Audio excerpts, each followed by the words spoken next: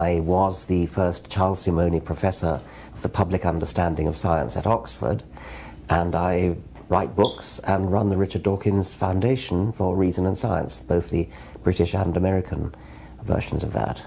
Oh, very good. And then what are you here for these few weeks, the Reason Rally and the Rock Band Belief? How did you come involved with these? Well, I'm on my way to Australia, as a matter of fact, to the big atheist convention in Melbourne. And I'm going in a westerly direction and spending a lot of time, actually more time in the United States than in Australia, and doing various things. The Reason Rally was a high spot.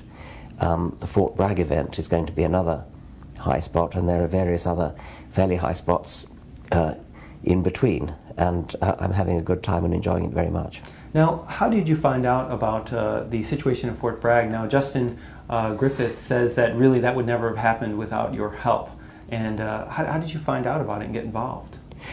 I found out about the Fort Bragg event actually last year when it was going to happen, and I was invited to speak there, and I agreed, and I was very pleased to agree. It sounded like an excellent thing to do. And then it got cancelled for reasons which were obscure and complicated, and which you probably know better than I do. And so when it was revived again this year, I was again very pleased to accept. I met Justin, and I admire him very much for what he's doing. Without Richard Dawkins, we couldn't tell this story. We couldn't get the story out. We certainly couldn't tell it honestly. I mean, it was beautiful what he did, lending us his celebrity, and it wasn't just because, you know, we contacted him and, hey, support the troops. Because he cared. He really cared. He cared in a big way. 2 years in a row. And why are things like this important, the Reason Rally and Rock Beyond Belief? They're important because of the widespread perception that the United States is a very, very religious country. Maybe it is a very, very religious country, but it's not as religious as I think many people think it is. And I suspect that there's an enormous, well, if not majority, certainly a very large number of people who are not religious, but who are thought to be religious because it's kind of the done thing to be religious. And so the Reason Rally, I think, was very important to allow people to come together and recognize that they're not alone, which is a thing I notice very much when I'm giving talks, especially in the so-called Bible Belt, and I get very large audiences, very enthusiastic audiences, and they cheer and give a standing ovation very often, but I suspect the standing ovation is not so much for me as for each other, because they suddenly recognize that they're not alone. And the Reason Rally was that raised to a higher level, and instead of getting, say, 2,000, which is what I typically get when I give a lecture in the Bible Belt, it was what, between 15,000 20,000. I don't know what the final estimate. Their final estimate was 20,000. 20,000. Well, and that's in the rain, so that's very, very impressive and very inspiring. And Fort Bragg, well, that remains to be seen, but I think it's a very important thing to do, to go and show solidarity with the military. And show that whatever the senior officers may say, they're serving their country. They're not serving God. They're serving the United States of America. I was just on a Navajo reservation the week before I came out to the Reason Rally, painting Indians. My wife and I are painters, and when I came back, it was fascinating. Some of my friends said, well, you know, the Navajo, they sense energy through their hair. And if you cut their hair off, they can't track animals anymore. And when I explained to them how the Navajo, and we've been to Africa and all over the world, how people really track, you know, the signs they see, and they can tell what time it was because maybe the shadow of a tree was here, so the animal went to this side. They were so disappointed. And to me, it was so much more exciting, the mental magic that these people are almost acting as scientists and figuring it out. And they said, well, I just think that would be so disappointing if that's the way things are. Yes. Well, I'm on your side, needless to say. Although I do think it's interesting that if it's possible that the Navajo trackers themselves believe that it comes in through their hair. Well, they explained to me exactly what they're seeing. They're very aware. They know what they're doing. Oh, say. Yeah. But even if they didn't, that would also be interesting, because it could be that what they're doing is picking up all these cues that you're talking about, little traces in the soil and traces in the vegetation and things. But they might not even realize that's what they're doing. Like subconscious yes. clues, yeah. And that's probably what water diviners are doing. And every test that's ever been done on dowsing, where it's been a double-blind trial, has shown that they actually can't do it. I mean, that when you really do a proper double-blind test, dowsing does not work. Yet, when people are actually looking for water under non-controlled conditions, there's some indication that perhaps they are good at it, and they're probably picking up all sorts of unconscious cues about, I mean, real cues of what's going on under the ground. And vegetation and so on, but they also feel that they're doing it by a different method. Right. And when blind people find their way around by echolocation, which is what bats do to a very high degree, as you know, and whales do, toothed whales do. Blind people who do this call it facial vision, and they feel. It's almost as though they're feeling what their brain is telling them is going on. They don't realize that they're doing it by echoes. It sort of impinges on the brain through a different medium, which they call, not all of them, but some of them call facial vision. Right, so their brain is basically rewiring to use those inputs and creating a model. Yes, and I have speculated, and I'm still quite interested in the idea, but it's untestable, that when bats and dolphins are using echolocation, and they're using it to do, to navigate and to catch prey and things, as if they had vision, my speculation is that the way that the brain processes it may be very similar to the way our brain processes vision. And so the question, what is it like to be a bat? It could be that it's not all that different from what it's like to be a visual animal, because the detail of the information which is being processed is such that it would make sense to model it in the brain. I mean, what we see when we look around us is a kind of model of the world which the brain constructs based upon vision. It's a virtual reality. It's a virtual reality model going on in the brain which is being updated by the eyes. Could it be that there's a very similar virtual reality model going on in the bat's brain that's being updated by the ears? And it might feel to a bat very much the same. Even, I've speculated rather too daringly perhaps, they might even hear in colour. Because colour labels, I mean the sensation of redness, the sensation of blueness, are constructed by the brain as labels, in our case, for light of different wavelengths. In a bat's brain, you could use the very same labels, because they're just knocking around not doing anything, use the very same labels for texture of the surface of the surface that their echoes are bouncing off. So it's like they're feeling it almost through the senses of their. And it might even be that they use red to code shiny hard surfaces and blue to code soft furry surfaces like a moth. Right. And that's of course total speculation, and I think it really is untestable, but it sort of makes sense. And it is like, just like you say in your book, though, it is a magic and it is a wondrous thing. I don't understand why people find that less amazing than just magic. Yes, well, you're probably referring to The Magic of Reality, yes, my latest book, which is for young people.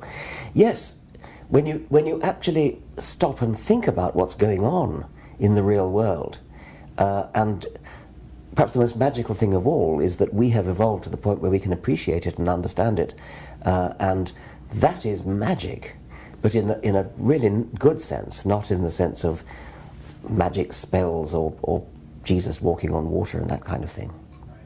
I know that you grew up in Africa, and my wife and I, with our jobs as painters, we travel a great deal to traditional cultures and tribes, and we run into a lot of missionaries in these places. And one thing that I have found is it almost seems that they come in, and some of their success, a lot of their success, is the fact that they come in and they bring in technologies like water and electricity and teaching people different, more modern ways of farming or these sorts of things. And they're almost using that to say, hey, look at what our God has created.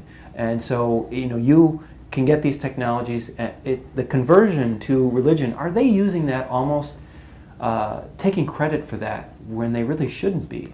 That is so irritating, and I think it's happened ever since missionaries first started going to such places. They are hijacking the technology, which has nothing to do with religion, but because they are the ones who first bring that technology to these places, they get the credit for telescopes, guns, for just all the wonders of Western technology. And the tribes that they visit attribute this to their God rather than to their science, which is well, ironic's too weak a word. There was a recent firestorm over, and I think this has happened many times, I think by people who haven't actually read your book, so they would know that this is your position, of you admitting that you can't prove that there isn't a God. And they take this as if, oh, Richard Dawkins has finally admitted or come around to the idea of God. Why is that a misunderstanding of your position? You're right. I mean, clearly they haven't read the God Delusion. And in the God Delusion, I lay out a seven-point scale. From 1 is I'm absolutely certain there is a God. 7 is I'm absolutely certain there is no God. Unlike religious people who are perfectly prepared to go to the one extreme and say I'm absolutely certain there's a God, no reasonable scientist could actually prove or claim to prove that there is no God.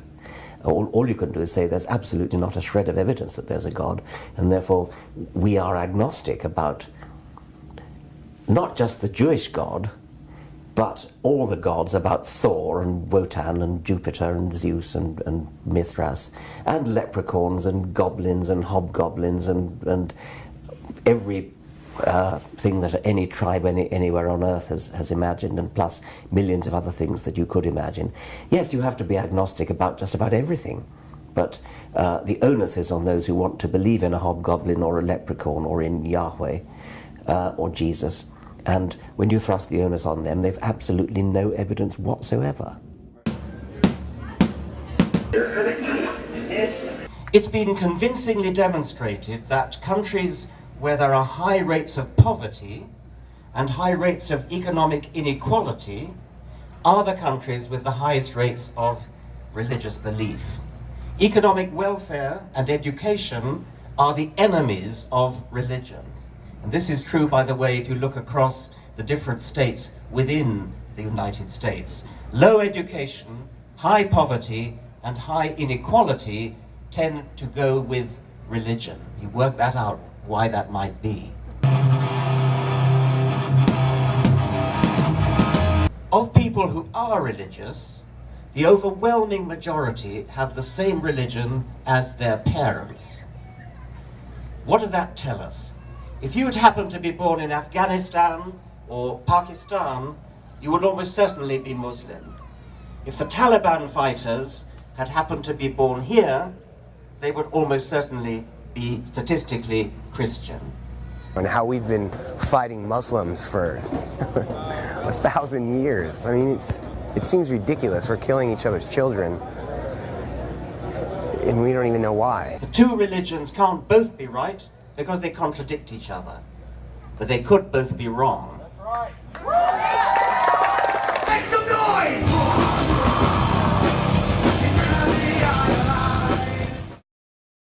Greg Graffin from Bad Religion was a great interview with him.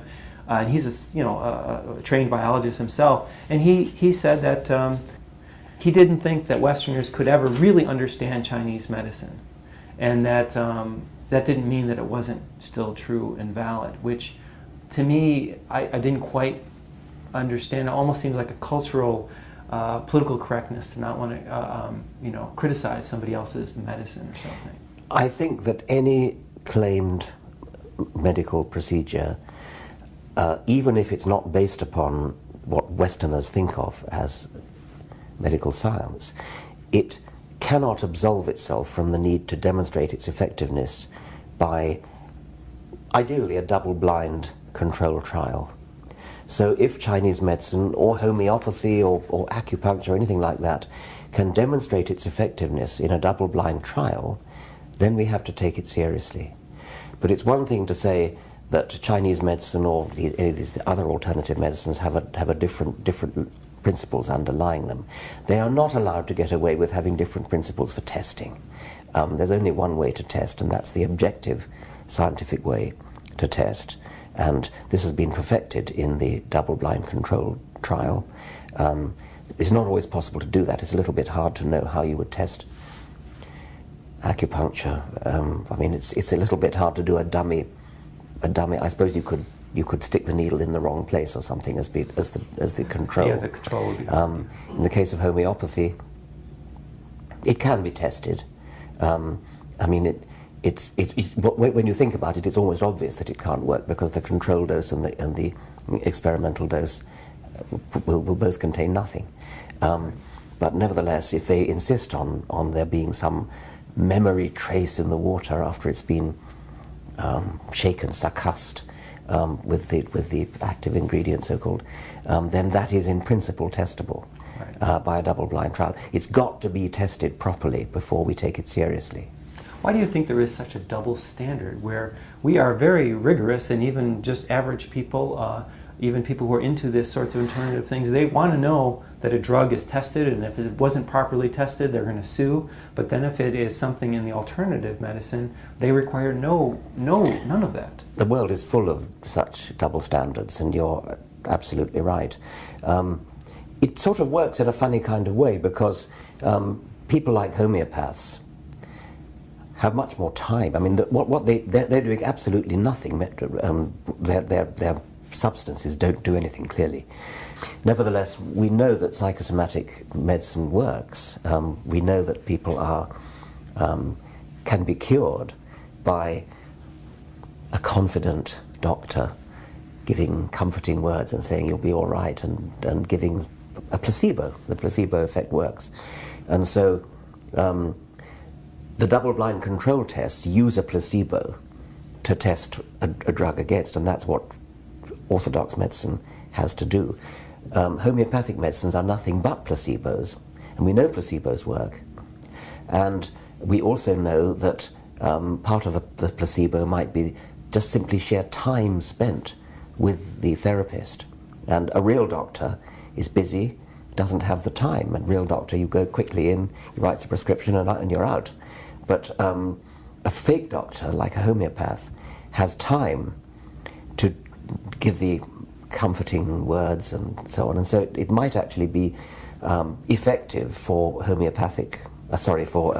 placebo reasons. Right. And a doctor, I guess, can't actually say, give sugar pills like they used to. They used to be allowed to give sugar pills, but now they're not. It's said to infringe patient rights. Right. And so, but the homeopaths are allowed to give placebos because they're not called placebos. So that's another double standard. Do you really believe that when a priest blesses a wafer, it turns into the body of Christ? Are you seriously telling me you believe that?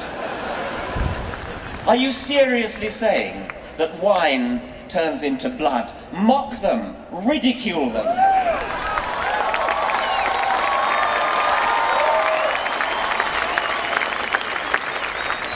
In public, don't fall for the convention that we're all too polite to talk about religion. Religion is not off the table. Religion is not off limits.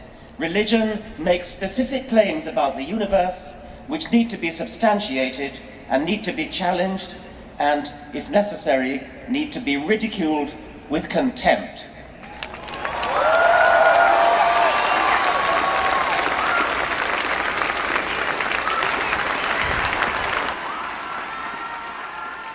You are very aggressive, like the speeches you gave at the Reason Rally, of wanting to confront religious stories and nonsense. Are you actively trying to convert or destroy people's religious beliefs? Well, first, I think it's important to make a distinction between being aggressive to people and being aggressive, if that's the right word, to their beliefs. I think I quoted Johann Hari, who said, "I have too much respect for you to respect your ridiculous beliefs." On the whole, when I say that sort of thing, I say it in a quiet, modulated tone. I don't shriek like some preachers do. So if we're going to use words like strident and aggressive, it applies far more to preachers than it does to people like me. Am I trying to convert people? I know that there are certain people who will not be converted, probably not be converted ever, and even less likely to be converted by, shall we say, by ridicule, which is what I prefer to call what I do, ridicule, rather than aggression. So there are many people who will not respond favourably to their beliefs being ridiculed, but I suspect there are even more people who haven't really got very strong beliefs anyway, and who kind of sit on the fence without realising that they are sitting on a fence, who've been perhaps baptised and sort of kind of think of themselves as Christian because their parents thought of themselves as Christian because they were baptised, say, and they haven't really given it very much thought. I suspect that those people might well respond if they see the ideas that they don't really hold very dear, but just sort of think they probably do hold, if they see those beliefs being ridiculed. And I certainly remember from my own earlier days responding to reading ridicule of something that I did believe, but not all that strongly. I immediately saw how ridiculous it actually was, and that did change my mind. And so I guess that I'm talking to people like that, and I leave it to others to go to use more seductive techniques on the real sort of dyed-in-the-wool believers. But I suspect they may not succeed. I mean, we've been trying seductive methods for a long time, and they don't seem to work very well. I get an enormous amount of evidence that, well, my book, The God Delusion, for example, has converted huge numbers of people. Again, not from deep fundamentalism, probably, but from almost sort of unconscious fundamentalism. They don't realize that that's what they are. I think a lot of people haven't ever really thought that deeply about what they believe. That's right. I know that was my experience. I grew up in Chicago in a working class Catholic neighborhood, mostly immigrants, and same Catholic grade schools my mother went to, and then Catholic high school with the Jesuits. And in high school, just reading books and history, since I love that so much, I very quickly realized this is not true. This was made up. But I was very isolated, and I knew nobody else who did. And I think just the fact of me talking to people, now my father and all my brothers and sisters are atheists as well. Wonderful. I think that it's easy to just go along unconsciously, and once you actually totally read. Right. Yes, and I suppose I did myself. I mean, I was confirmed in Anglican Church, and we didn't really believe it very strongly. I suppose I went briefly through a stage of believing it, but I was certainly ripe for losing it. Yeah. And a lot of things that I didn't even think about when I was young. My mother only told me this story a couple of years ago, I think because she had a little bit of wine, which she never usually drinks, at a wedding, my sister's wedding. And I had never heard this story, never heard her say anything negative against the Catholic Church, my father either. And when she had my youngest brother, who was, there's 4 of us, the priest had been called because she had had a rupture when she was giving birth, and they thought she was going to die, and so the priest was called to give last rites. She ended up not dying. And the doctor, though, who was Jewish, told her that she had to have her tubes tied, that if she ever got pregnant again, halfway through it would absolutely rupture again and she would definitely die, and so would the child. And so he left, and she asked the priest, and the priest said, "You've just seen a miracle. You were supposed to die and God saved you.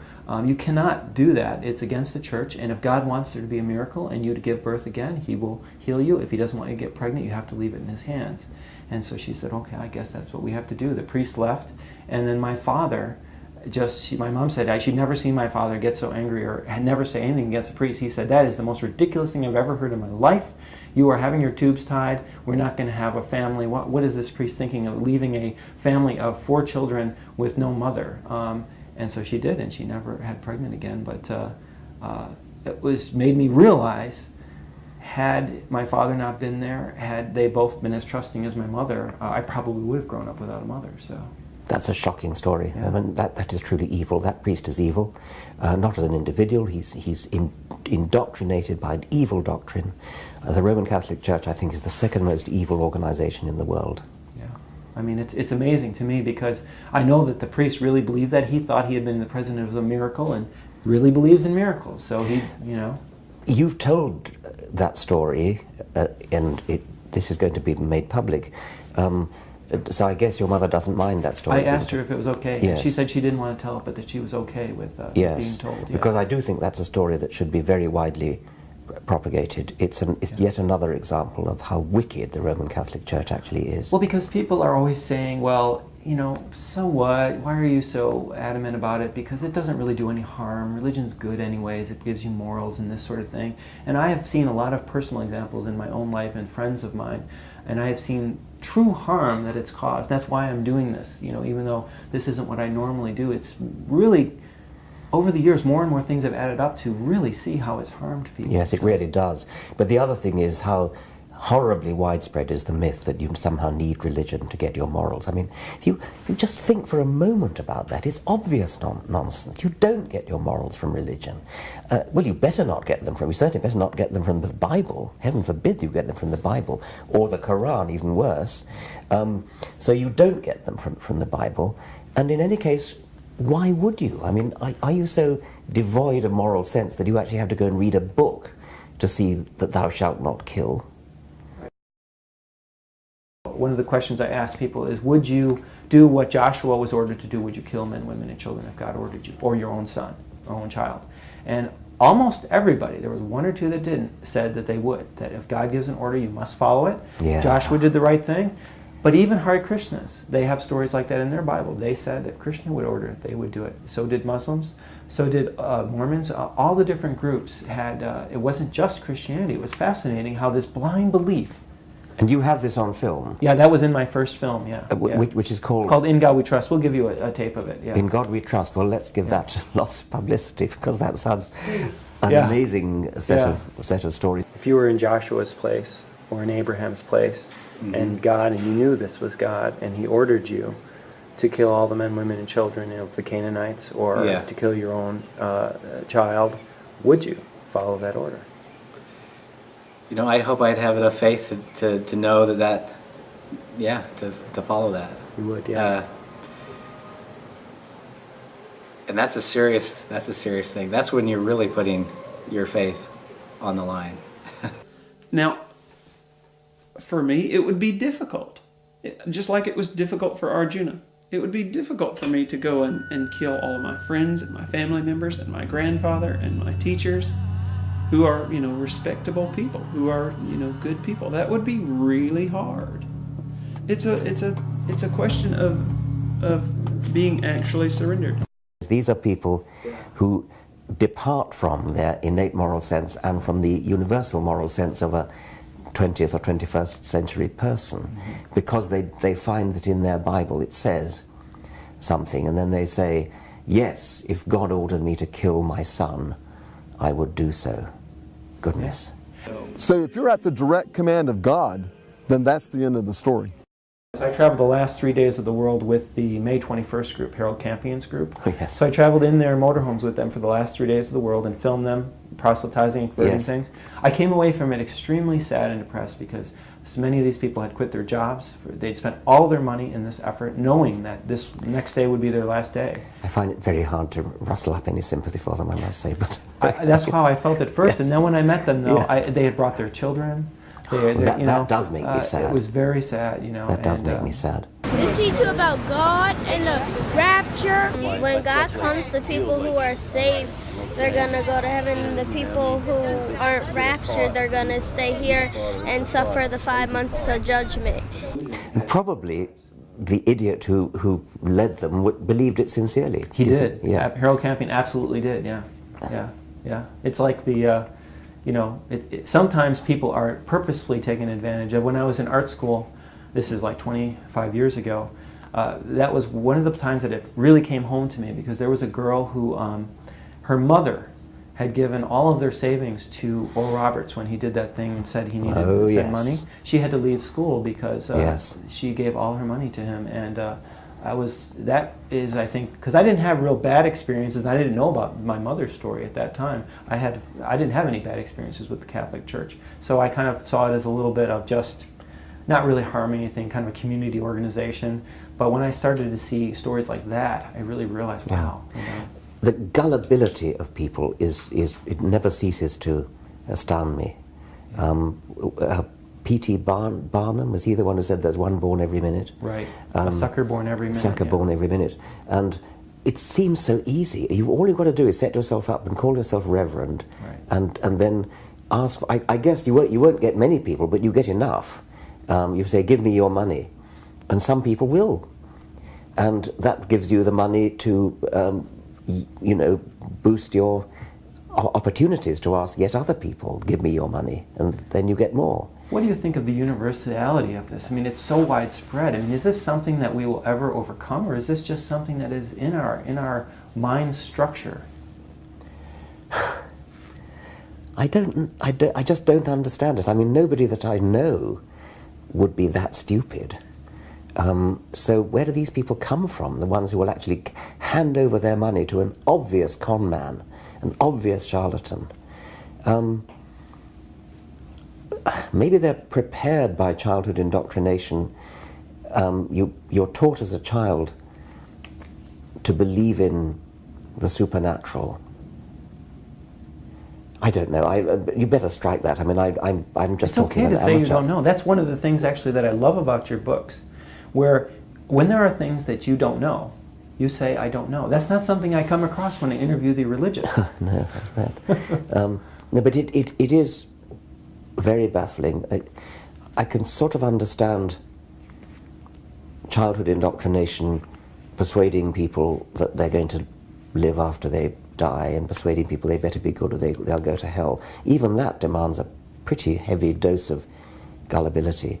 But when it comes to give me all your money, I would have thought that little kind of warning voices inside the head would start saying, wait a minute, he's asking me for money?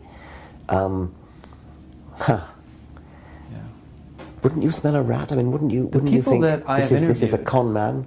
Yeah, the people that I've interviewed, Christians, all the different groups, the thing that I found, especially of the people who have converted later in life, is this seems to be the deal to me, is many of them say to me over and over, I've always had all these questions and I didn't understand what happens when we die, or the universe, or how things work, what's the purpose of life. And when I finally came across this one person who was talking to me, he gave me all the answers to all the questions I'd ever had. Yeah. To me, that's the deal. Yes. You don't have to think anymore. Yes. Everything's laid out for you, so yes. you will give your money yes. to it. It's that peace of mind. Yes. But the thing I only just thought of is that there's a sort of asymmetry. I mean, I'm in the business of asking for money. I run a charitable foundation, and we ask for money. But there is an asymmetry, because when you're a religious preacher who's asking for money, your constituency is by definition gullible. And so you can go out and say, give me your money. They will, because that's the sort of people they are. But our foundation is trying to foster skepticism and critical thinking, and by definition, skeptical and critical thinking people need convincing, and we try to convince them, with evidence and things like that. They want results. Yes. And proof. That's right. So it hadn't occurred to me that there's an asymmetry in how easy it is to raise money. One example, when we were at Justin Griffith, the first time I interviewed him, I've been going down for a month and interviewing him and following this rock band Belief. The first interview I had was so funny, because as we were starting to get the interview go, there's a knock at the door, and Justin's like, oh, all right, well, just a second. We go over, it's a group of 5 evangelicals that are just going all around the base to convert people. So we got them to agree to be interviewed on camera, so we interviewed Justin, having a little debate with them about what they believe, and I went to their church. And it was very disturbing, because it was a very poor church, and they had a big membership, and the sermon was all about this prosperity doctrine, about they had examples of people stand up, and then there's people on videotape who said, I didn't think I had any money, I had lost all my money, I didn't have anything to pay my rent or this or that, and I was not going to tithe that month, but I decided instead, I went to my credit card, I got an advance, and I tithed double. And lo and behold, I got a check that I didn't know was coming from a tax return. And this was drummed into them over and over, and it was very disturbing to me. I wanted to stand up and say, no, put your money in the bank instead for a college fund, but they were convincing them very well, and minister lived very well, and he traveled to Haiti and all these different places. Yeah. And he probably had a private plane and a Rolls Royce. It was not that wealthy of a No, church. but many of them are. Oh yeah, absolutely. Yeah. And it's tax-free. But it was very disturbing because I really do feel like those people were being taken advantage of, even if the minister doesn't even really realize that he is. Yes. And of course, we have examples like Dan Barker, so we know that people, and myself growing up in it, people can actually wake up to it. I think you're right. I think the childhood thing plays a big... Well, you know, we've got this thing called the Clergy Project going, the Richard Dawkins Foundation. Right. I think there are something like 150 clergymen and women in this project, in this forum that we've set up, who've lost their faith. They've become atheists, and they're just trying to pluck up the courage to come out. It needs a lot of courage because they're going to lose their livelihood and their respect in their local community, maybe their family. It needs a lot of courage to do that. Yeah, we interviewed the two ministers that had gone through that process at the American Atheists. How did you think to do that? Where was the germination for that idea? Well, my thought, several people independently thought of it, and I was one of them, and my thought was that we would try to raise money for sort of retraining scholarships for clergymen clergymen and women who'd lost their faith. And I pretty quickly realized that you'd have to raise a lot of money to do that. So we switched instead to the Clergy Project, where we set up a website, which does cost quite a bit of money actually, but not as much as paying somebody's salary. Paying lots of, certainly as much as paying one person's salary, but not as much as paying lots of people's salary. But what it is, it's a forum where they can go and talk to each other, compare notes, cry on each other's shoulders, I suppose, and eventually find the security and the courage to come out. That was my origin of the idea. You'd have to talk to the other people who independently thought of the idea for what they. We are interviewing Dan and stuff, and that meant a lot to the ministers. And it might come to it. I mean, if we do manage to raise more money, then we might indeed be able to retrain, to give money to retrain. We say pay a year's salary while they get retrained. That would be a possible. That is a hard thing. I mean, where else do you use Bible quoting skills? You know, well, yes, divinity degree. They might. They've got skills probably with interacting with people. They might retrain as counselors, as teachers, maybe as carpenters. You know. There you go. Yeah, it's a fascinating project. One of the things that has happened, most of the speakers, even a lot of the famous ones, they have all said in their personal story of how wherever they started from, almost all of them have said that your books, when they came across your books, and this happened to me in high school too, when I read The Blind Watchmaker and those sorts of things. It was somebody who's had a lot of doubts, and that really crystallized for them a lot of the arguments and a lot of the proofs, and really said, you know, had a big impact. I mean, I think, I don't know if you realize the impact you've had on all of the people. I mean, that must make you feel pretty good about it. I do get an inkling of that from letters and from what people say to me when I meet them in book signing queues and things. Most of my books have been on evolution, and I can see that those books would indeed have an impact on anybody whose belief in God was based upon the argument from design, which I suspect may be a majority. It probably wouldn't have much impact on people whose belief in God was based upon the nutty notion that you need religion in order to be moral, for example. But the God delusion does discuss that. So the God delusion might have converted some other people who would not have been converted, say, by the Blind Watchmaker or Climbing Mount Improbable. One of the soldiers I interviewed at Fort Bragg, he actually was a very devout fundamentalist Christian, and it was in Afghanistan. Your book, The God Delusion, was just there in a pile of books that people were. Really? He was like very intrigued by the by that, and so he grabbed it and read it, and that was where his conversion had come. Well, what can I say? Yes. And he said that it didn't. You know, he's still a moral good person, as we know all of them. You know, are so. Yeah. Well, I mean, we did. I don't know whether I've told this story in your presence, or whether you've heard it, but we conducted a poll in Britain about of people who ticked the Christian box in the British census, because we suspected that people were ticking the box labelled Christian for all sorts of reasons that had nothing to do with Christianity. And that, of course, is their privilege, but it's not the privilege of Christian lobbies to, as it were, hijack those numbers in the census. Right. And so we asked, the week after the 2011 census, we asked people whether they ticked the Christian box, and the number who did so has dropped from 72% to 54%, which is encouraging in itself. But then we asked the 54% supplementary questions, which showed that they weren't really Christian in any normal sense of the word. And when we asked them, why did you tick the Christian box, the most popular answer was, because I try to be a good person. And that bizarrely seemed to them to be a sufficient reason to tick the Christian box. But perhaps even more interestingly, when we asked them, when you have a moral dilemma, when you're facing a moral decision, do you turn to your religious, do you turn to religion in order to help you to answer that question? Only 10% of the 54% said yes. And the most popular answer to that question was, I turn to my innate moral sense, which is a phrase you've used several times in this interview. Yeah.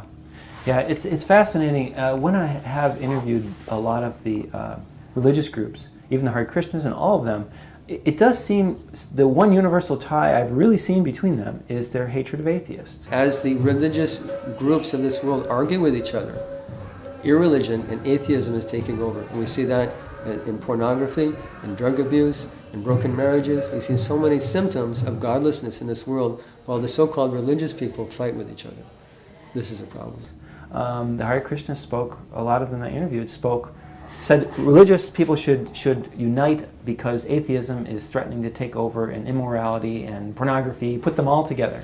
And why do you think atheists are hated more than... It's bizarre. I mean, it really is bizarre. You've probably heard Julia Sweeney's one-woman monologue, yeah, where after she escaped from Catholicism, her mother discovered that she'd become an atheist, and her mother phoned up and said, well, I don't mind you not believing in God, but an atheist?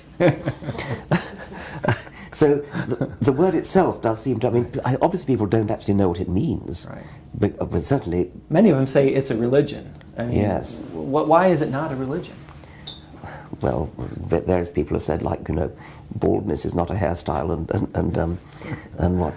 And abstinence is not a sex position. Right. I mean, it's a non-belief, so yes, you're leaving it open for anything. You're leaving it open, yeah. And you're saying, where's the evidence? We're in the last times. The last times are not coming.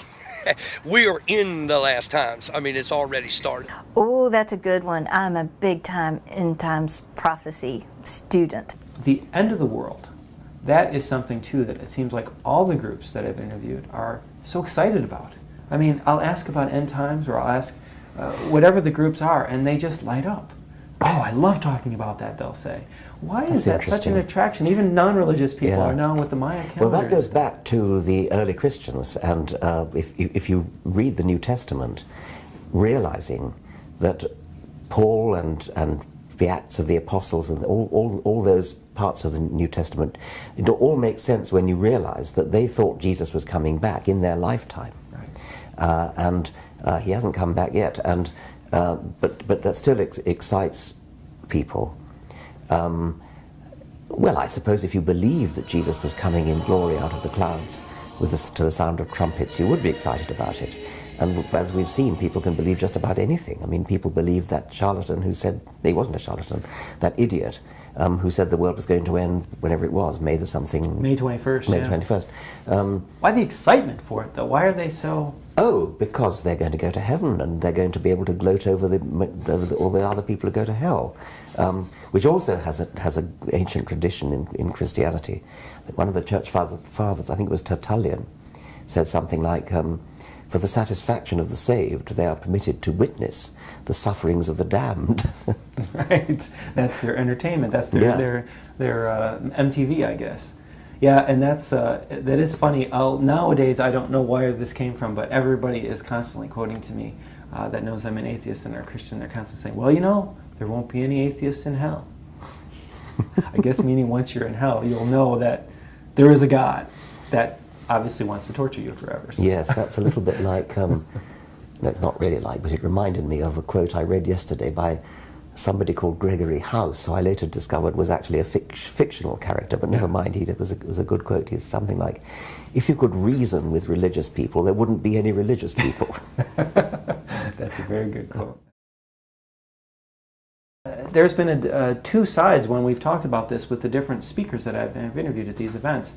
Some feel that fundamentalism is really growing and we are really in danger of, I mean, a lot of them say, even the senators I've interviewed have said that if the First Amendment came up for a vote now, it wouldn't pass. I mean, with all the fundamentalism that has infected our things. So some people feel that we are on a brink of going into almost a dark age, but then some people, like Greg of Bad Religion, thinks it's just the last gasp of a dying, myth. What an interesting question. I think it's probably true that in the present climate, the First Amendment wouldn't pass.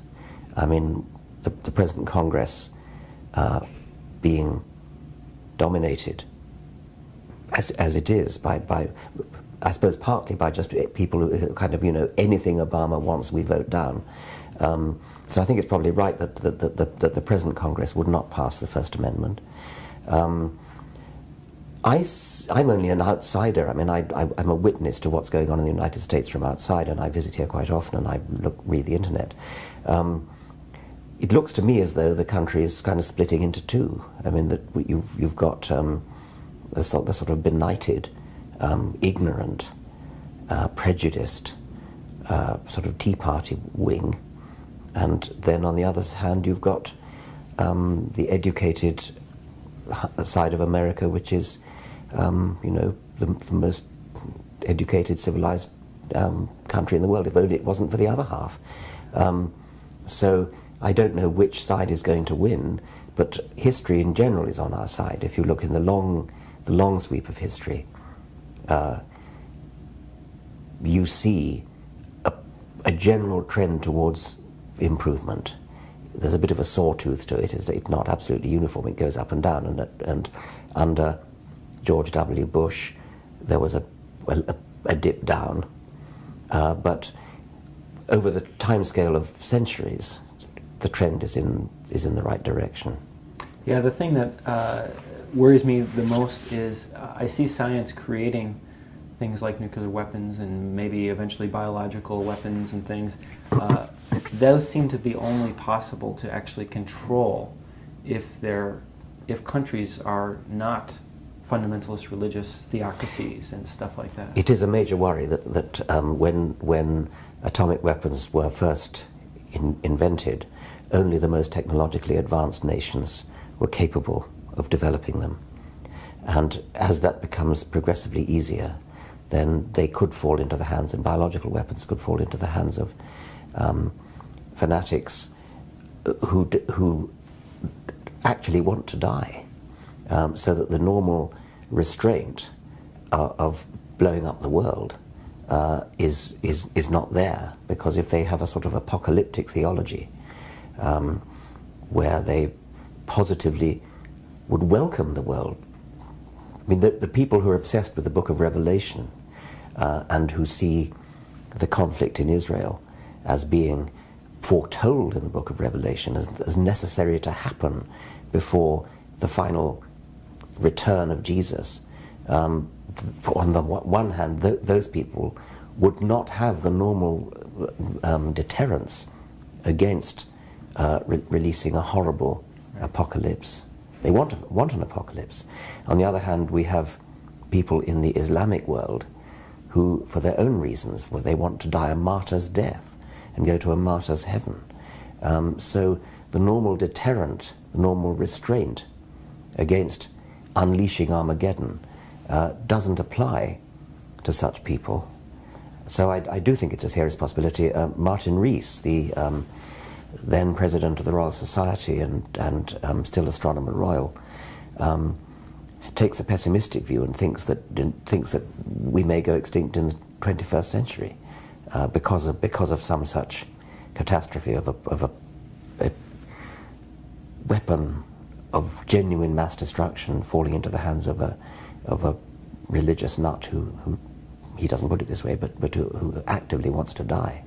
It almost is a more extreme example of what we talked about with the missionaries, taking the fruits of science and then misusing them for their own. It's a very good parallel, yes, it is. It's people who themselves wouldn't be capable of, using a chemistry set, but nevertheless they can buy unscrupulous scientists. If you remember 9/11, we were so shocked, and that's my birthday actually. Everybody was so shocked because they saw two monolithic buildings, towers in the sky, taken down, people killed left and right? Well, that's going to be small potatoes in comparison to what God's going to do. He's going to take these buildings and he's going to crumble them. And that's going to change everything for everybody. These people that think they can survive it, are you kidding? Always look on the bright side of life. I once wrote a play that was based on that idea of, the religious using the fruits of reason.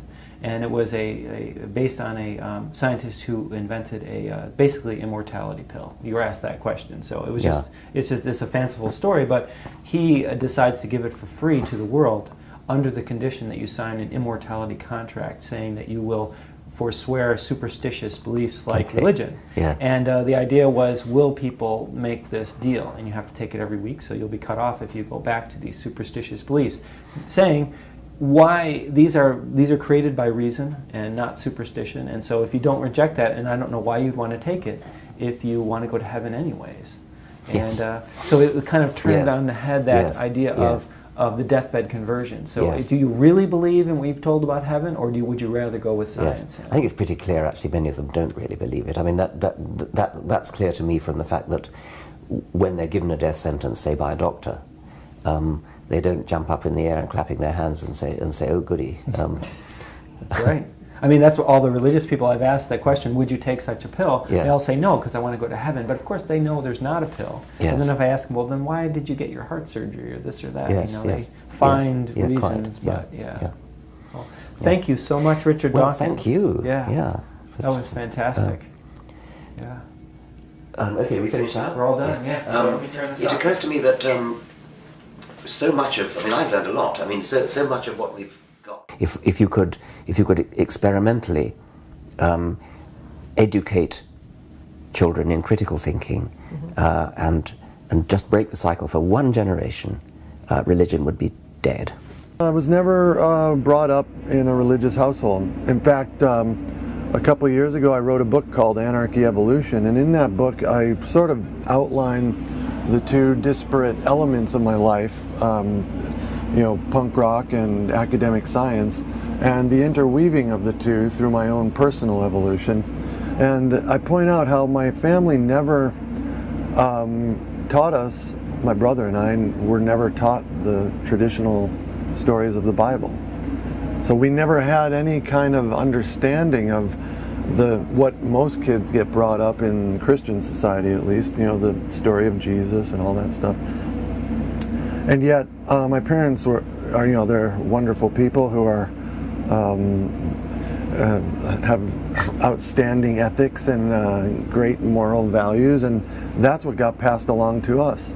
So it was always sort of like, I always took a lot of offense when I heard people talk about this Christian society we lived in, or the other thing that bugs me a lot are when people talk about Christian values, as if there's something different about their values than someone who's not Christian. It's ridiculous. The truth is, and the more I study evolution and the more I study sociobiology, the more I recognize that morality and ethics doesn't come from an institution. And it's a boring story, but it's as boring as look to your parents or look to who you were raised by. It is statistically utterly inconceivable that 534 members of Congress are devoutly religious. They cannot be. We cannot be. Congressman Pete Stark is certainly not alone. I think it's true that what you said about how there are many fence sitters who don't realize that they're on the fence, or Yes. realize that they are but don't say so. Yes, yeah. Thank you so much, Okay. Professor Dawkins. Thank It's you. been a real pleasure. But don't ever be lazy enough, defeatist enough, cowardly enough to say, I don't understand it, so it must be a miracle. It must be supernatural. God did it. Say instead that it's a puzzle. It's strange. It's a challenge that we should rise to. Whether we rise to the challenge by questioning the truth of the observation, or by expanding our science in new and exciting directions, the proper and brave response to any such challenge is to tackle it head-on. And until we found a proper answer to the mystery, it's perfectly okay simply to say, this is something we don't yet understand, but we're working on it. It's the only honest thing to do. Miracles, magic, and myths, they can be fun, and I've had fun with them throughout my book. Everybody likes a good story. Myths are fun as long as you don't confuse them with the truth. The real truth has a magic of its own. The truth is more magical, in the best and most exciting sense of the word, than any myth or made-up mystery or miracle. Science has its own